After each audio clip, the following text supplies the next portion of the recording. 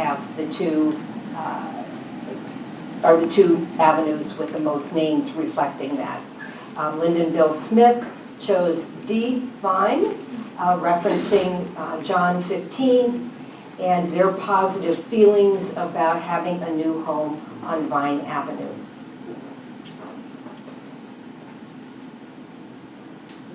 Maple Shade. This is what I hope doesn't happen to the ash tree that is in front of the tree house on Walnut. Maple Shade had this beautiful, huge maple tree in its front yard, and that tree came down last year and had to be taken down. Gerald was in part so devastated by that, as well as the death of his wife a few years ago, that he no longer even hangs the name Maple Shade out on the iron holder for it. But when I asked him, I said, I remember well the beautiful sign you had for your cottage. He said, I'll go get it for you, and went back to the shed and brought it out in front for me to take the photo. Memories on Maple is another charming sign carved, and if you look closely, you will see that it has a maple leaf, and it has the little maple seed wings on it. This to me is a very unique one, probably most of all because I didn't know anything about the fact that buttonwood is another name for the sycamore tree. That was new to me. So I was of the opinion that sycamore did not have a single tree, cottage name, until I stopped at this cottage last week. And she said, well, buttonwood is the name of the sycamore. So this, in fact, I represent it as a tree named Cottage. It was purchased by this couple. This is their very first summer at Lakeside. They purchased it in the fall of last year. And Ken made this sign using buttons and embroidery from his grandmother's chest. He doesn't know if his grandmother actually embroidered this scarf, but it was from her chest, and the two wooden buttons that represent the double O in wood were actually carved by his grandfather. So he has created something beautiful. He tells me his father grew very impatient with the amount of time he was spending creating this. He thought this was not appropriate men's work to be playing with buttons and an embroidery scarf. And in fact, he did say he spent hours and hours laying out these buttons and all of that. And he came in one day after his father had eaten lunch, and he had pulled the scarf off. The buttons were all over the floor. So, but his father was a very a farmer who believed in there are men's roles and there are women's roles. And a man playing with a dresser scarf and buttons did not meet his expectation for his son's behavior. Well, Slowpoke on Oak was a name selected by the Green family in 2005 after 24 years of one-week vacations in Lakeside. It was named by their son because mom and dad take a while to get around to some things. So he came up with Slowpoke on Oak, and their daughter, who was in grade school at the time, actually painted the sign. But the reason to go by this house and look at the sign is that she has some incredible fairy gardens in front of it on both sides of the sidewalk. This is the shuffleboard fairy garden, but there are tennis court fairy gardens. It is quite amazing. Truly reflects Lakeside from a fairy's point of view. Second Chance. This is Mark Carl's cottage on Lynn. The Second Chance on carved or painted on oak reflects the date of 1999 when he married his second wife, Sue, in Lakeside, and it's mounted on the second of two trees that fell on his wedding day. They're near the intersection of Lynn and 2nd. The new sign, which is on the lower left, was made just this year in bungalow lettering style and hangs above the front porch. So this cottage has two signs, one on above the 2nd Street garage and the other on the Lynn, above the Lynn front door. There's one other cottage that has two signs. The photos are over here. If you want to play, try to find the other cottage with two signs.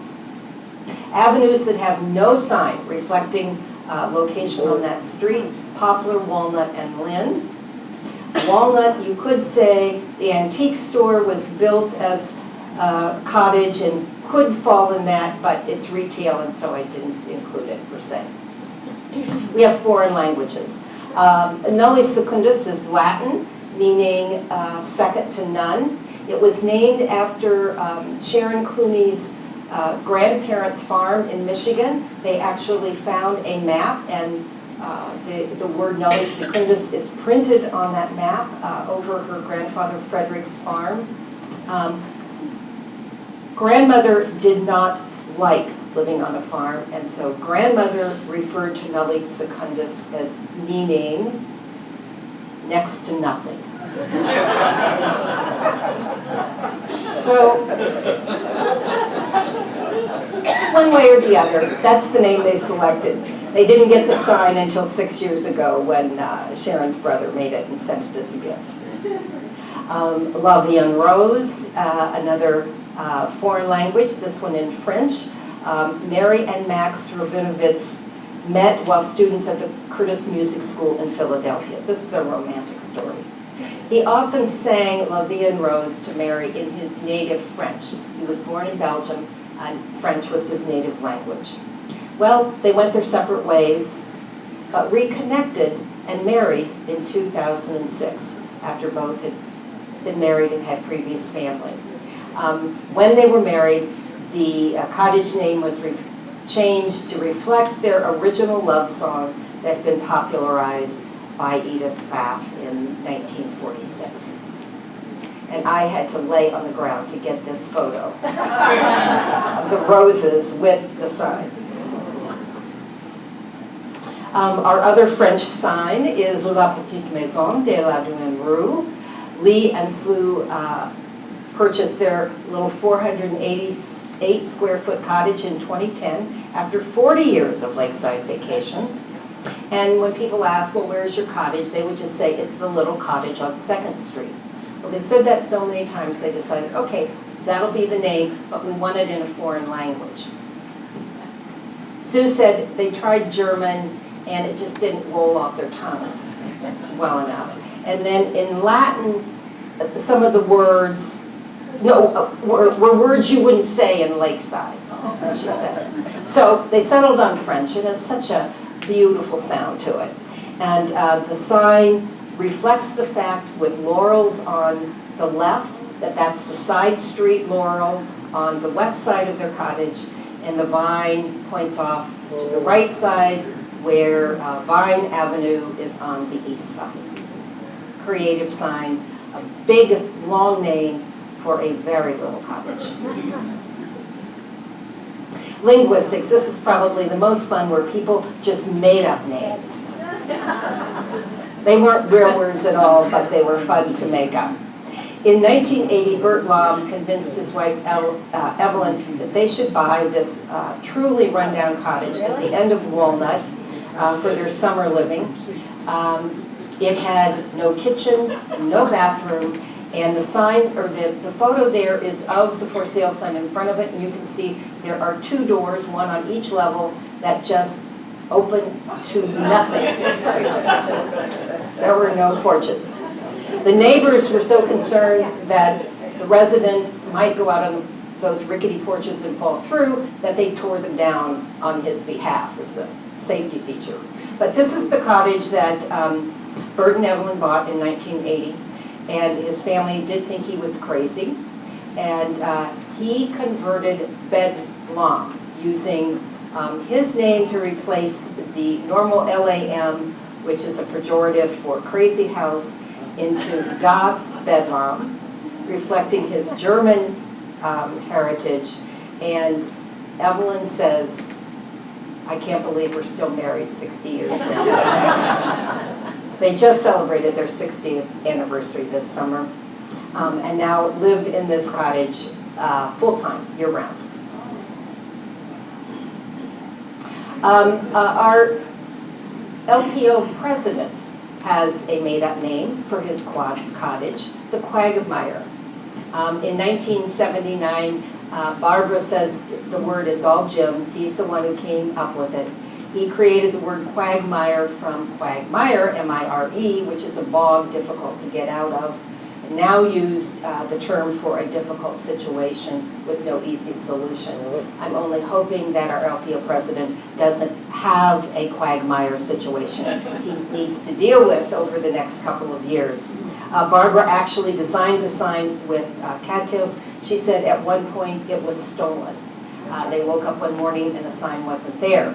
And they were very concerned. They found it at the end of the week up by the dumpster at the dump and resurrected it. But it was an anxiety-provoking situation. Their daughter followed her father's example when they purchased a house across the street. Her husband's name is Salam Janari, and they created a new word combining a phonetic morph of their names, kind of mimicking Dad's quagmire with the Shadmire across the street. This is a clever term, Lee's Oasis. They built this house in 1992, and it's their getaway place. This is also a very clever one. Janine Moss says, I cannot take credit for the cleverness of this name. She and David were on a trip to Erie, Pennsylvania in 1993 and saw this word painted on the town water tower. So 1 year later, when they purchased their oak cottage, they had no delay in selecting this cute name for their cottage, and the sign was made by a brother-in-law who used rope for letters. It's held up amazingly well since 1994. Lakeside is the name of the cottage by Ann and David Manzella. They purchased a vacant corner lot and built this cottage, and thought that the play on the word lackadaisical, which means without vigor, applied well to them. Has a good sense of humor, and Amy actually painted the sign with Lakeside daisies on the corner, and this plot of daisies blooms in their front yard. The arts, Brigadoon, we have two cottages named Brigadoon, John and Katie Martins.